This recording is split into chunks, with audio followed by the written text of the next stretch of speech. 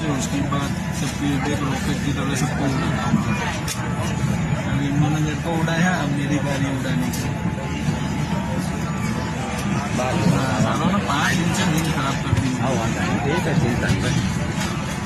नहीं तो खेल बांट रहे थे, फंसाने के जाएगा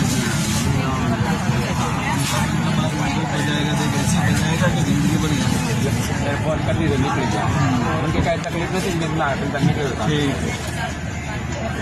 है, तो लो